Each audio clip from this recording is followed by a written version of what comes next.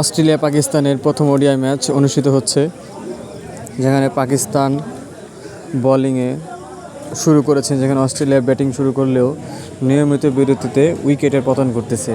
যেখানে ভালো একটা পার্টনারশিপের অভাবে 5 উইকেট 100 রানের মধ্যেই গুটিয়ে ফেলেছে পাকিস্তান।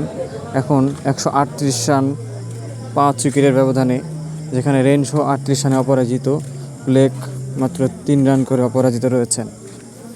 পাকিস্তানের পক্ষে ওপেনিং বোলার ইয়াসিন দুর্দান্ত বোলিংয়ে 3 উইকেট নিয়ে অস্ট্রেলিয়াকে সুন্দরভাবে চেপে ধরেছেন। তার সাথে আবরার আহমেদ তার লেগ স্পিন জাদুতে আটকে রেখেছেন। শাহিন আফ্রিদি এখনও কোনো উইকেটে দেখা পাননি। আমরা চাচ্ছি অস্ট্রেলিয়া যেন ঘুরে দাঁড়ায়, কারণ আমরা মাইটি অস্ট্রেলিয়া সম্পর্কে জানি যে তারা ভালো একটা পার্টনারশিপে তাদের ম্যাচকে ঘুরিয়ে দিতে পারে। তাদের দুর্দান্ত বোলিং লাইন আপ রয়েছে। চাচ্ছি 250+ স্কোর করলেই ভালো একটা ফাইটিং টোটাল হবে এবং প্রতিদ্বন্দ্বিতাপূর্ণ ম্যাচ হবে, এটাই প্রত্যাশা। পাকিস্তান এবং অস্ট্রেলিয়ার ম্যাচ দুর্দান্ত একটা ম্যাচ হবে এই আশা করি।